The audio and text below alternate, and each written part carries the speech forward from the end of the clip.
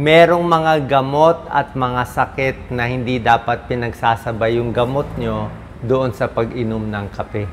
So, kailangan alam nyo to. Minsan, humihina yung epekto ng gamot or minsan, nagkukulang yung epekto kaya nagkakamali yung magiging dosis ninyo. So, caffeine and medications, ano epekto nito?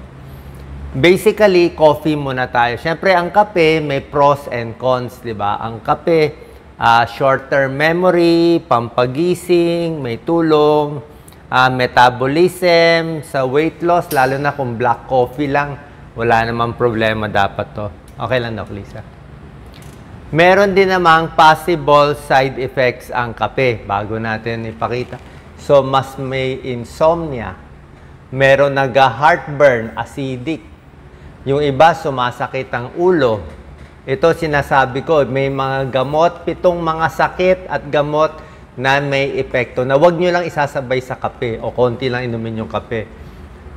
Yung iba ninenervyos, nagpapalpitate, yung iba nagtatae, iba ihi ng ihi, yung iba yung absorption ng iron, nagkakaproblema din. Okay lang, Lisa? Diyan lang. So, number 1, kung meron kayong gamot sa thyroid, okay? Kung kayo ay hypothyroid, na operahan kayo sa thyroid, umiinom kayo ng mga L-troxin, mga levothyroxine, thyroid hormones. So, kung uminom na kayo ng thyroid hormones na pinapabilis yung galaw ng katawan, tapos sasabayan nyo ng kape, hindi po maganda. Yung dosis ng levothyroxine nyo pwedeng bumaba. Ayan, no? Even up to 50%. So, pwedeng magloko yung thyroid problem nyo. Pag chinek nyo T3, T4, TSH, sasabihin mo, magugulo yung endocrinologist mo. Sabihin, bakit mababa ang dosis? Bakit kulang? Yung pala sinasabay mo sa kape, bawal yun. Kasi yung thyroid hormones, up and down yan. Depende sa pag-inom mo ng kape. Hindi na ma-adjust yung T4 mo.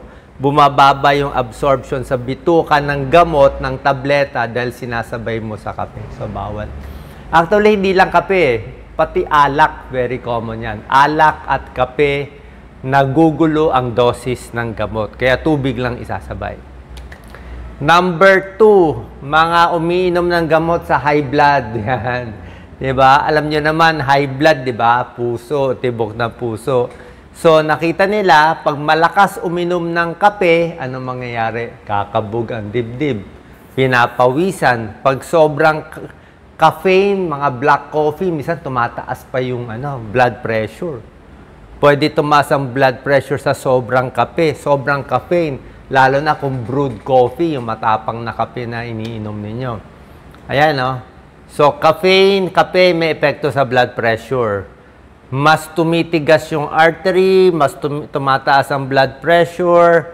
Yan, no, within 1 hour, maraming kang mararamdaman. So, pag sinabay mo sa gamot mo, kasi meron tayong mga gamot like mga metoprolol, propranolol, verapamil. Ang trabaho nito, pampabagal ng tibok ng puso. Tapos yung kape, iniinom mo, pampabilis ng tibok ng puso. So, nag-aaway yung gamot mo, pati yung kape.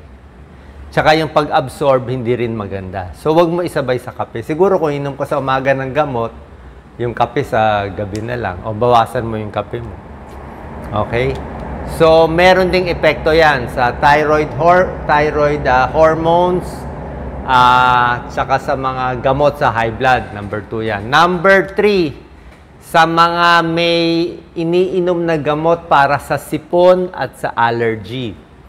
Ang gamot sa sipon kasi, minsan may halong, ito po, pseudoephedrine. Yung pseudoephedrine, actually, hindi ako uminom ng gamot para sa sipon, hindi ko nga pinapayo. Kasi nakakabilis siya ng tibok ng puso. So, kinoconstrict niya yung mga artery natin sa ilong para hindi tumulong ang sipon. Kaya lang, minsan nakaka-high blood din yan. No? Ang side effect nitong gamot sa sipon ay tataas blood pressure, palpitate, restless, balisa, hindi makatulog.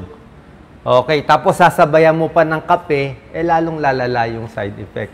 Kaya ayaw mo na ipagsabay. So, uminom ka na ng gamot sa sipon, wag mo na isabay sa kape. Yung mga anti-allergy medicines, yung iba naman pwede. Pero may isang anti-allergy meds na fexofenadine na nakakabilis din ng tibok ng puso, nagiging restless din.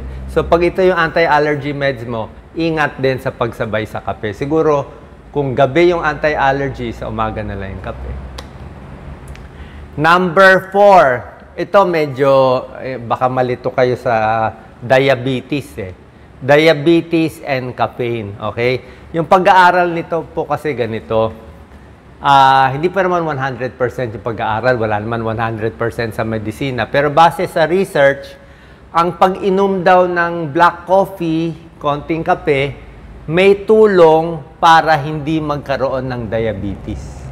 Kung wala pa kayong diabetes, ulitin ko, pag wala pa kayo, hindi pa kayo diabetic, diba, uminom kayo konting black coffee, hindi yung 3-in-1 coffee, 3-in-1, matamis may gatas pa yun, baka tumaas ang blood sugar nyo. Pero yung black coffee lang, may pag-aaral, baka makatulong makaiwas sa pagkakaroon ng diabetes, ang kape.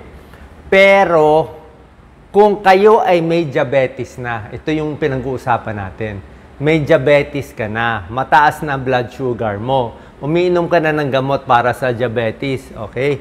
So, pag umiinom ka na ng gamot para sa diabetes, hindi na maganda. Ayan, caffeine may be harmful for people who already have diabetes. Kung may diabetes na, hindi na maganda. Kung wala pang diabetes, pwede pa. So, pag may diabetes na kayo, yung 3-in-1 coffee, alam mo naman, asukal yon, gatas yon, matamis yon, tataas ang blood sugar mo. Okay, sugar and milk. Tataas yung gamot mo, ayan yung sintomas, yung bad signs ng diabetes, yung mga pamamanhid, pagkauhaw, mas lalala. So, iwas na sa mga 3-in-1 coffee pag may diabetes na. Yan ang point. Okay? Tsaka hindi rin pinagsasabay sa gamot sa diabetes.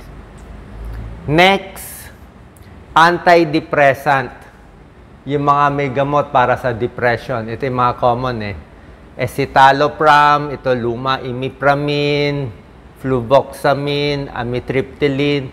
Yung mga gamot sa antidepressant, isabay ko na rin, pati mga antipsychotic, yung mga may mental problem, phenothiazine, clozapine, haloperidol. Itong mga gamot na to, hindi rin pinagsasabay sa kape.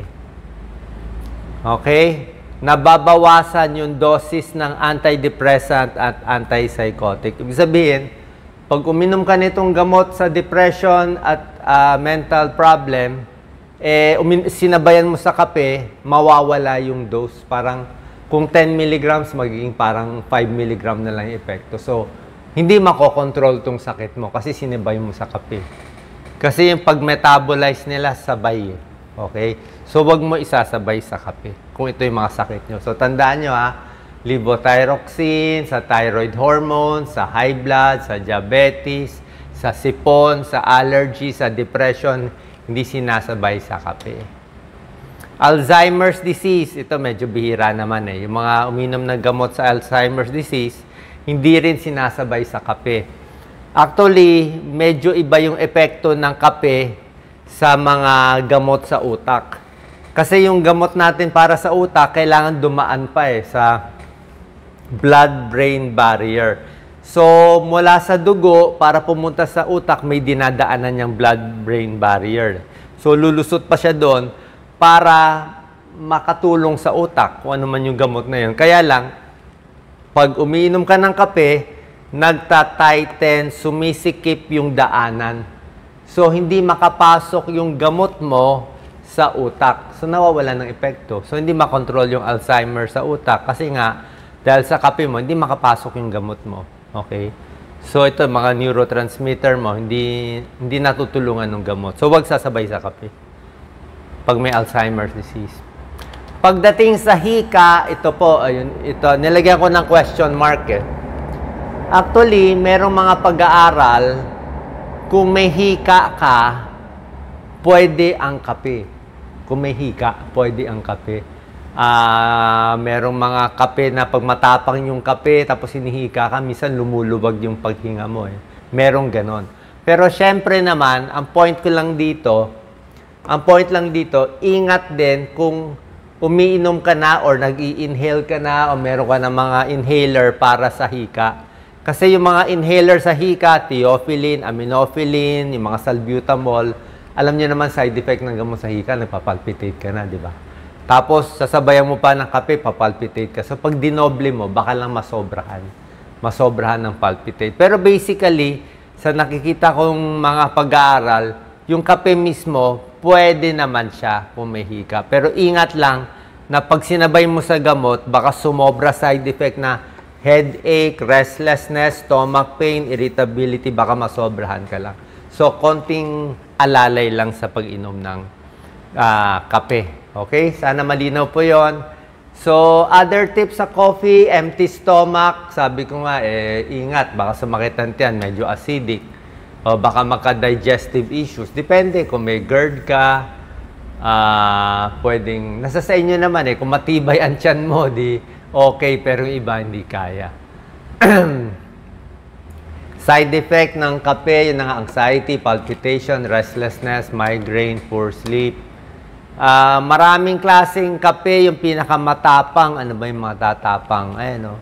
Siyempre, ayaw natin yung brewed coffee. Ito, merong brewed coffee, merong drip coffee, espresso, matataas yung mga caffeine content. Okay? Decaf, pinakamababa. Yung mga decaffeinated, 2 to 3. Mga soft drinks, meron din caffeine pero mabababa. Ang tsaa, green tea, mas mababa ang caffeine. Kape ang mataas. At bawal isabay dito sa whipped cream. Yan, 77 calories. Mocha caramel, sugar, flavored creamer, whole milk. Pag dinagdagan mo ng mga asukal at gatas, nakakataba na. Okay? So, sana po nakatulong to. Para may idea kayo ng benefits at side effects ng pag-inom ng kape. God bless po.